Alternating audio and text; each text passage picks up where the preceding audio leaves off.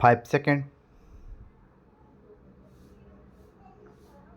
Start. प्रतिवादी अभियुक्त सहमत समय सीमा के अनुसार भुगतान करने में विफल रहा। अपने पैसों की वसूली के लिए शिकायतकर्ता के प्रयासों को टालने की रणनीति का सामना करना पड़ा। कहा जाता है कि आरोपी ने अपने भुगतान दायित्व से बचने के इरादे से शिकायतकर्ता को बिना नोटिस दिए अपना सेल्युलर टेलीफोन नंबर बदल दिया था। यह केवल वर्ष 2017 में है कि शिकायतकर्ता आरोपी का पता लगाने में कामयाब रहा, जिस बिंदु पर आरोपी ने माफ़ी मांगी और 3 महीने के भीतर ब्याज के साथ उधार ली गई राशि को चुकाने का वादा किया। अभियुक्त ने शिकायतकर्ता को सूचित किया था कि वह नेपाल में अपनी 2 भूखंडों को बेचकर व्यक्तिगत ऋण लेकर और 7वें वेतन आयोग के बकाया से जो उसे मिलना था, अपने बकाया का भुगतान करने के लिए धन जुटाएगा। पैरा। एक बार फिर आरोपी ने अपने वादे को पूरा नहीं किया। वह अपने आवासीय पते पर नहीं मिला। लगभग 7 महीने तक सफलतापूर्वक खुद को छिपाने के बाद शिकायतकर्ता ने उसे एक नए आवासीय पते पर पाया।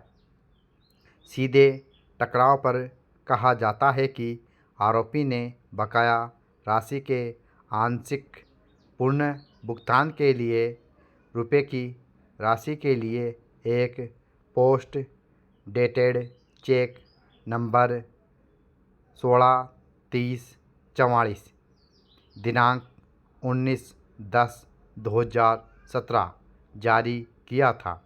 अभियुक्त ने शिकायतकर्ता को आश्वासन दिया कि बकाया राशि का भुगतान दिसंबर 2017 के महीने में दूसरा चेक जारी करके किया जाएगा। पैरा।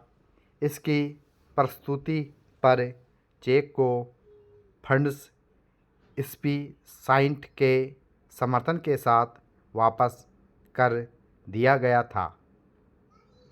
शिकायतकर्ता ने अपने वकील के माध्यम से 26/10/2017 पर एक मांग नोटिस जारी किया और आरोपी से चेक राशि 6,95,204 रुपये और 15 दिनों के भीतर किए गए अन्य खर्च चूँकि मांग का पालन नहीं किया गया था, इसलिए न्यायिक मजिस्ट्रेट प्रथम श्रेणी JMFC जिद के न्यायालय के समक्ष 29/11/2017 पर धारा 138 NI अधिनियम के तहत शिकायत दर्ज की गई थी। पैरा। CW2 के रूप में सुश्री गीता सुनारी CW के रूप में शिकायतकर्ता ने संबंधित दस्तावेजी साक्ष्य भी प्रस्तुत किए थे, जिसमें विचाराधीन चेक वापसी ज्ञापन, बैंक पासबुक की प्रति, मांग सूचना, डाक रजिस्टर, शिकायतकर्ता के खातों का विवरण और चेक लौटाया गया। पैरा। रजिस्टर शामिल था। दंड प्रक्रिया संहिता 1973 की धारा 313 के तहत अपने बयान में आरोपी ने शिकायतकर्ता से 1 लाख रुपए तक के पैसे उधार लेने की बात स्वीकार की है। वह कुछ ब्याज राशि का भुगतान करने की बात स्वीकार करता है और उसने दलील दी है कि वह शेष राशि का भुगतान नहीं कर सकता क्योंकि शिकायतकर्ता ने अधिक राशि की मांग करना शुरू कर दिया था। वह आगे कानूनी नोटिस प्राप्त करने की बात स्वीकार करता है, लेकिन किसी भी चेक को जारी करने से इनकार करता है। अभियुक्त की ओर से कोई बचाव साक्ष्य नहीं दिया गया है। अभिलेख पर साक्ष्य पर विचार करने पर विचारण न्यायालय ने यह आदेश वापस कर दिया कि अभियुक्त दोषी नहीं था।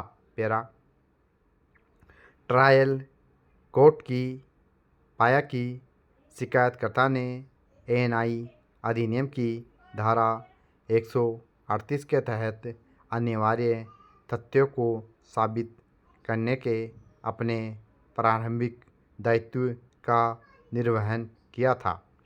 चेक पर हस्ताक्षर CWA के अभियुक्त द्वारा स्वीकार किया गया था और इसलिए इसने एएनआई अधिनियम की धारा 139 के तहत वैधानिक धारणा को उचित रूप से उठाया। तब इसने ठीक ही कहा कि इस धारणा का खंडन करने की जिम्मेदारी अभियुक्त पर है।